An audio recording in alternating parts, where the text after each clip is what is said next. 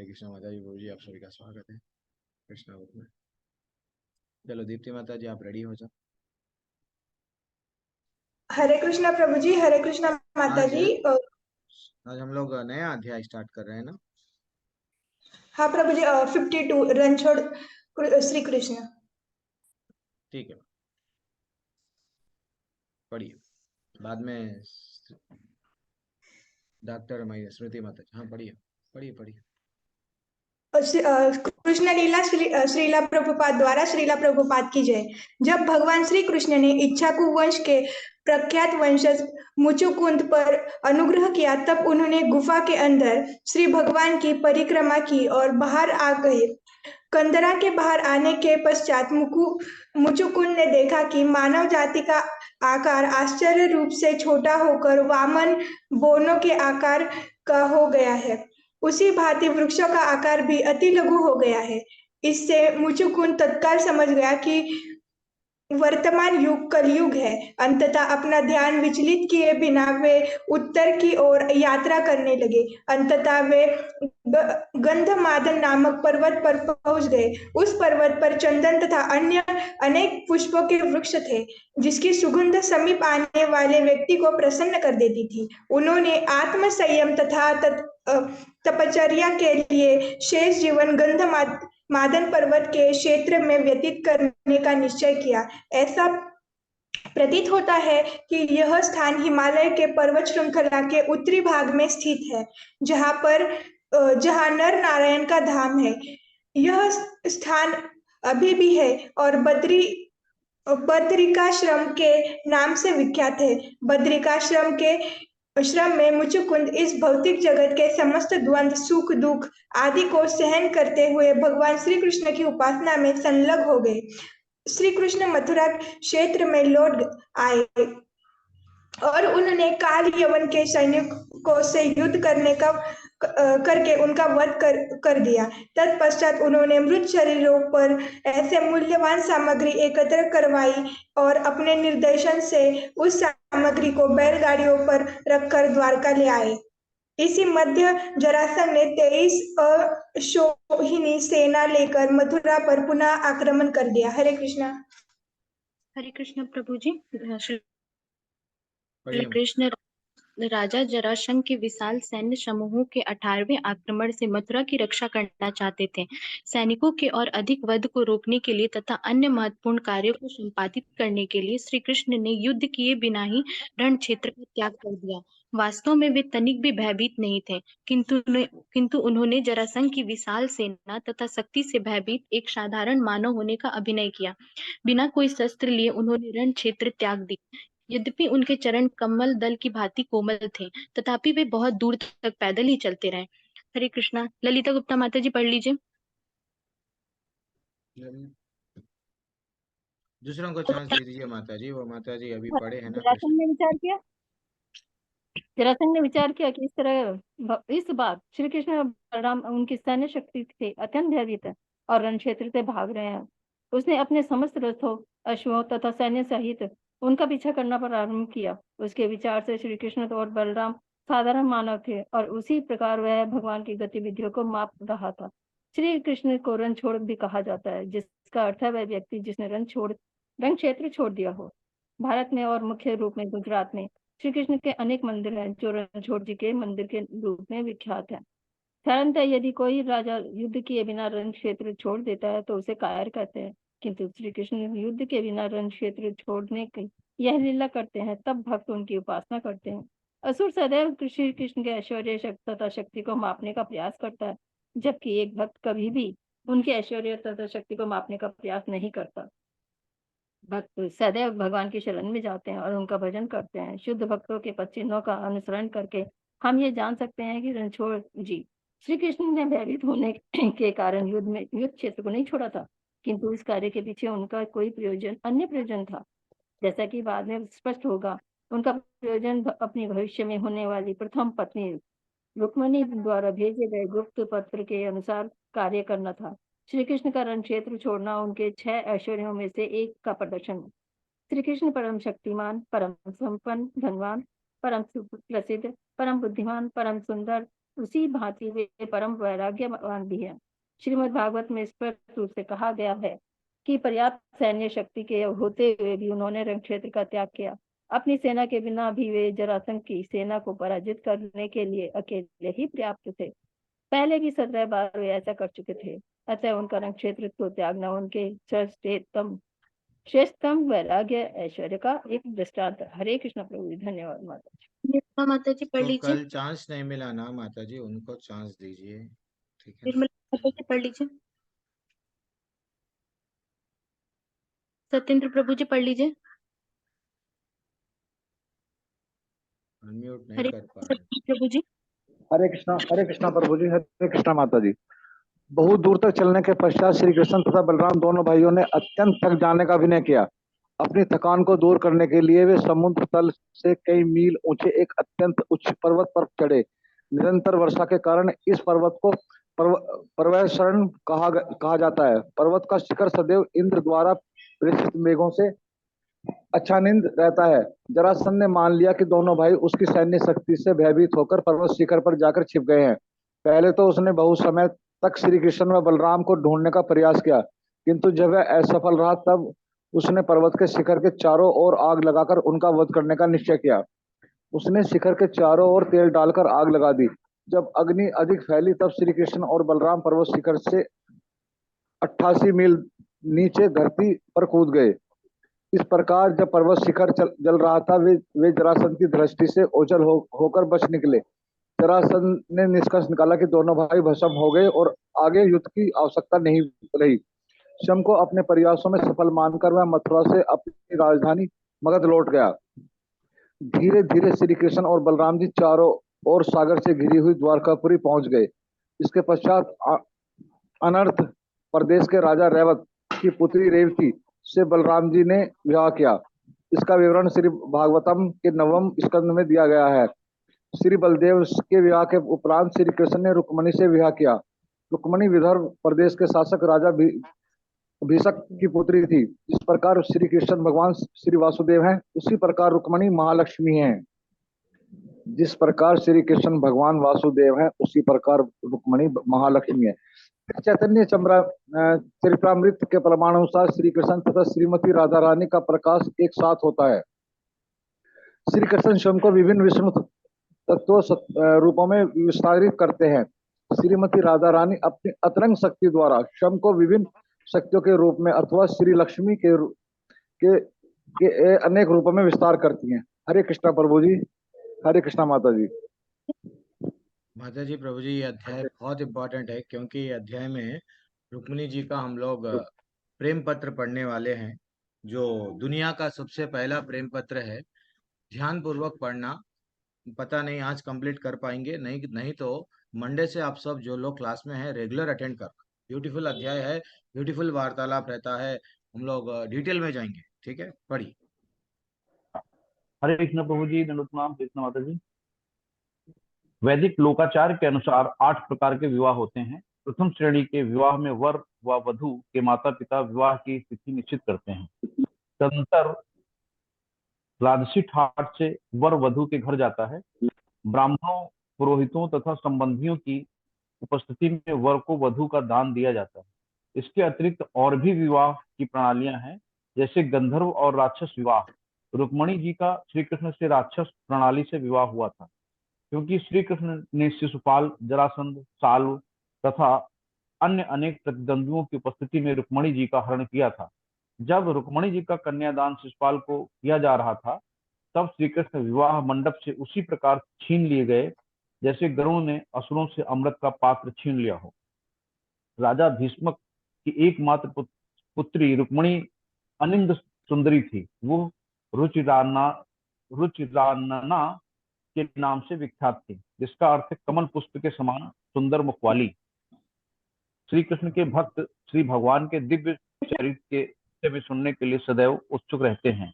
युद्ध, हरण तथा रण क्षेत्र छोड़कर भागना आदि उनकी सभी लीलाएं दिव्य हैं, क्योंकि वे सर्वोच्च स्तर की लीलाएं हैं। भक्तगण उनके विषय में सुनने में दिव्य रुचि रखते हैं।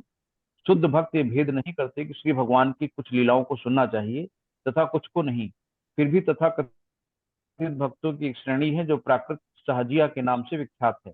वे लोग गोपियों के साथ श्री कृष्ण की रासलीला के विषय में सुनने में अत्यधिक रुचि रखते हैं, किंतु शत्रुओं से उनके युद्ध के विषय में सुनने में रुचि नहीं रखते।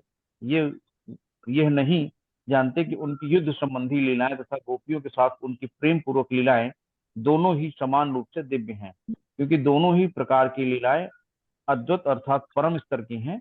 शुद्ध भक्त श्रीमद् भागवतम में वर्णित श्री कृष्ण की लीलाओं का रसास्वादन विनम्र श्रवण द्वारा करते हैं। वे लीलामृत की एक बूंद को भी अस्वीकार नहीं। हरे कृष्ण प्रभु जी, हरे माता जी, दंडवत प्रणाम। हरे कृष्ण। मीना माता जी पढ़ लीजिए।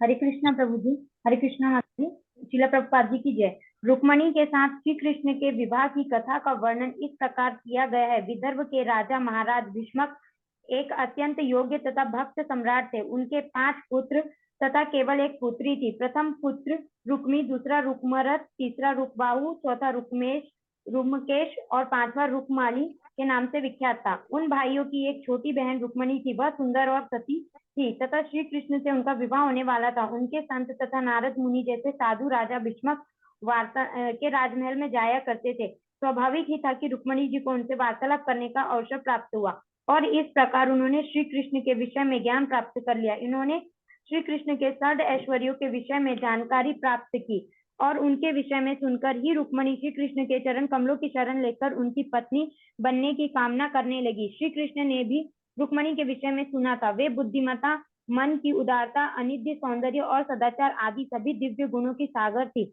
अतएव श्री कृष्ण ने निश्चय किया कि वे उनकी पत्नी बनने के योग्य। राजा भीष्मक के समस्त परिवारों तथा संबंधियों ने निश्चय किया कि रुक्मणी का विवाह श्री कृष्ण से होना चाहिए, किंतु रुक्मणी के बड़े भाई रुक्मी ने अन्य सभी की इच्छा के विपरीत उनका विवाह शिशुपाल के साथ निश्चित कर दिया। शिशुपाल श्री कृष्ण का कट्टर शत्रु था। जब काली आंखों वाली सुंदर रुक्मणी ने इस संबंध के विषय में सुना तो वे तत्काल अत्यंत उदास हो गए। उनका विचार था कि तत्काल ही कुछ करना चाहिए। कुछ विचार करने के पश्चात उन्होंने श्री कृष्ण को संदेश भेजने का निश्चय किया और उनके साथ छल न हो इसलिए उन्होंने एक योग्य ब्राह्मण को अपना दूत चुना। इस प्रकार का योग्य ब्राह्मण विष्णु भक्त होता है और सदैव सत्य भाषण करता है। ब्राह्मण को अविलंब द्वारका भेज दिया गया। हरे कृष्ण प्रभु जी। माता जी प्रभु जी, बहुत डिसेंट। अभी ब्राह्मण जब माता रुक्मिणी का प्रेम पत्र पढ़ता है, क्या आनंद आता है प्रेम पत्र में। आप देखो, इन शॉर्ट में हम लोग जल्दी से डिस्कशन, कुछ भी नहीं है। भगवान की लीलाएं अद्भुत है। हाँ, सहजिया लोग, चंद लोग रहते हैं, वो अपने आप को स्त्री के वैसा गोपी ड्रेस डाल लेते हैं। वो लोगों को सिर्फ ना, चंद लोग ऐसा रहते हैं भारत देश में कि ना हमको ना रासलीला ही अच्छी लगती है, देखो प्रभु जी, नहीं तो सिर्फ वो ही हम सुनेंगे, बाकी का नहीं सुनेंगे। लेकिन भगवान का रण छोड़ के जाने में भी जो है सो ये लीलाएं हैं, भगवान लीलाएं। अरे भैया, जो भगवान 17 बार वो व्यक्ति को पकड़े, वो राजा जो इनको मारने आया, बड़ी बड़ी अक्षौनी सेना को लेके आया, पूरी सेना के साथ में मार के इसको बंदी बना के फिर भी छोड़ दिए, वो भगवान को हम लोग रन छोड़ बोल रहे हैं। हाँ, ये अपने आप को समझ रहा था रन छोड़। अरे भैया, तेरे को कितने बार छोड़ा गया। दिस इज व्हाट भगवान की लीलाएं दिव्य है। अब रुक्मिणी मैया के बारे में आज इतना ब्यूटीफुल टॉपिक चल रहा है, सब लोग ध्यान इधर ही रखो। अब रुक्मिणी मैया को बचपन से ही, रुक्मिणी माँ में क्या खासियत है, बचपन से नारद मुनि समझाते थे, कृष्ण क्या करे मालूम, कृष्ण ये करे, कृष्ण वो करे। कृष्ण को कभी देखे नहीं। आजकल तो लोग बोलते हैं, कॉलेज में जब हम लोग नहीं, कॉलेज में जब जो भी लोग स्टूडेंट्स फर्स्ट टाइम देखा तो लव हो गया, पहली बार में नाम मैं फिदा हो गया। दिस इज व्हाट ये डायलॉग्स है। देखे बाद में वो शरीर के प्रति क्या हो गया है, आकर्षण। यस, हम लोगों को ये बताया गया कि भैया ये लव नहीं है, लस्ट है, काम नहीं है, काम वासना है। प्रेम ही नहीं है, ये काम वासना है, ऐसा बताया गया। देन फाइनली ये जो है सुन के रुक्मिणी मैया बचपन से क्या बोल रहे हैं, कृष्ण की लीलाओं को सुन रहे थे, ऐसा हुआ वैसा हुआ, कृष्ण ये है, कृष्ण वो है। अब कृष्ण से स्वतः प्रेम करने लगे। ये प्रेम हमको होना चाहिए। कभी कभी हम भी चिट्ठी लिखना चाहिए, किसको, अपने ठाकुर को। ठीक है, अब पढ़िए समय नहीं लूंगा, और हमारे पास में 13 मिनट है, पढ़ ले सकते हैं, पढ़ो। चित्रा माता जी पढ़ लीजिए। हरे कृष्ण माता जी, हरे कृष्ण प्रभु जी। द्वारका के मुख्य द्वार पर पहुंचकर ब्राह्मण ने द्वारपालों को अपने आने की जानकारी दी। द्वारपाल उसे उस स्थान पर ले गया जहां श्री कृष्ण एक स्वर्ण सिंहासन पर आसीन थे। क्योंकि ब्राह्मण को रुक्मिणी जी का दूत होने का अवसर मिला था। अतः उसे समस्त कारणों में मूल कारण भगवान कृष्ण श्री कृष्ण के दर्शन का सौभाग्य प्राप्त हुआ। ब्राह्मण तो समाज के सभी विभागों का गुरु होता है। ब्राह्मणों का किस प्रकार आदर करना चाहिए, यह वैदिक शिष्टाचार सिखाने के लिए भगवान श्री कृष्ण तत्काल उठ खड़े हो गए और उस ब्राह्मण को अपना सिंहासन दिया। जब ब्राह्मण स्वर्ण सिंहासन पर आसीन हो गया, तब भगवान श्री कृष्ण उसकी उसी प्रकार उपासना करने लगे जैसे लगे जिस प्रकार देवता श्री कृष्ण की उपासना करते हैं। इस प्रकार उन्होंने सबको आदेश दिया कि उनके भक्त की उपासना करना उनकी उपासना करने से भी अधिक मूल्यवान है। यथा समय ब्राह्मण ने स्नान किया, भोजन किया और रेशम से सज्जित कोमल शैया पर वह विश्राम करने लगा। जब वह विश्राम कर रहा था, तब श्री कृष्ण ने उस निशब्द आकर अत्यंत आदर पूर्वक ब्राह्मण के पैरों को अपनी गोद में रख लिया और उन्हें सहलाने लगे। इस प्रकार श्री कृष्ण भगवान के ब्राह्मण के समक्ष प्रकट हुए और कहा, प्रिय ब्राह्मण, मुझे आशा है कि आप धर्म विषय विधियों का निर्विघ्न संपादन कर रहे हैं और आपका मन सदैव शांत रहता है। सामाजिक व्यवस्था में लोगों के विभिन्न वर्ग अनेक प्रकार के व्यवसायों में संलग्न रहते हैं और किसी व्यक्ति विशेष की कुशलता के विषय में जिज्ञासा उनके व्यवसाय के आधार पर करनी चाहिए। अतएव जब कोई ब्राह्मण की कुशलता का समाचार पूछता है, तब उसके जीवन की स्थिति के अनुसार ही प्रश्न करना चाहिए, जिससे कि ब्राह्मण सुख शुद्ध न हो। शांत मन से सत्यवादी, स्वच्छ, संतुलित आत्म संयमी तथा सहिष्णु बनने का आधार है। इसी प्रकार ज्ञान प्राप्त करके तथा जीवन में उसके व्यवहारिक प्रयोग को जानकर व्यक्ति को परम सत्य की प्रतीति होती है। ब्राह्मण को ज्ञात है कि कृष्ण श्री भगवान है, तथापि उसने वैदिक सामाजिक लोकाचार के आधार पर भगवान की अति आदर पूर्वक सेवा स्वीकार की। भगवान श्री कृष्ण ठीक एक मानव के समान अभिनय कर रहे थे। सामाजिक व्यवस्था के क्षत्रिय विभाग का अंग होने के कारण तथा एक किशोर बालक होने के कारण ऐसे ब्राह्मण के प्रति आदर दर्शाना उनका कर्तव्य था। हरे कृष्ण माता जी। हरे कृष्ण प्रभु जी।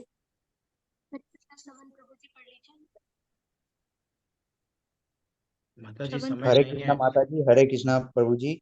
हम्म, भगवान श्री कृष्ण ने आगे कहा, हे ब्राह्मण श्रेष्ठ, आपको सदैव संतुष्ट रहना या चाहिए, क्योंकि यदि ब्राह्मण सदैव आत्मसंतुष्ट रहता है तो वह अपने निर्धारित कर्तव्यों से विचलित नहीं होता।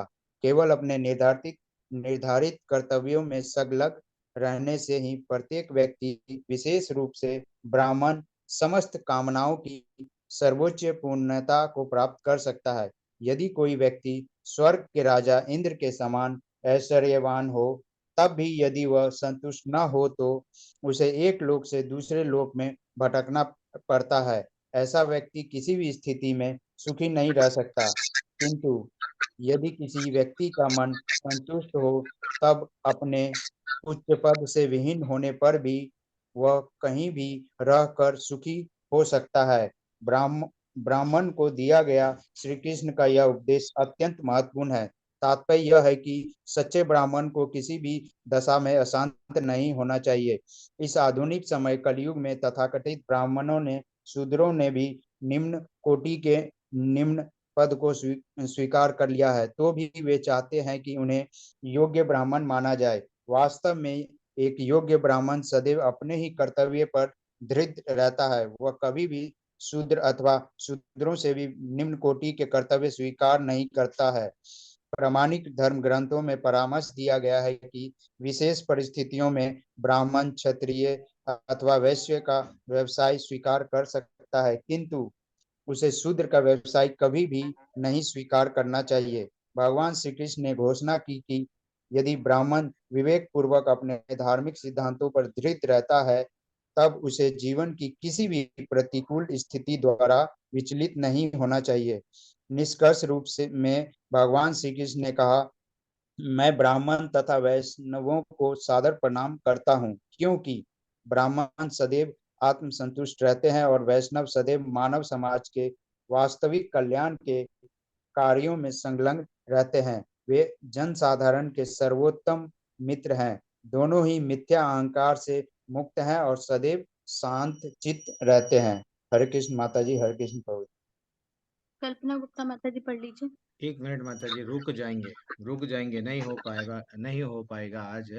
तो काफी सारे टॉपिक्स है, हम लोग क्लास में भी अनाउंस करेंगे, कल भी परसों भी, कि मंडे से आइए सबको, क्योंकि मंडे से हम लोग 2 दिन लगातार रुक्मिणी जी का प्रेम पत्र देखेंगे, ठीक है ना, डिटेल में देखेंगे। तो यहाँ पे हम लोगों को क्या बताया गया, ब्राह्मण ब्राह्मण के बारे में बताया गया।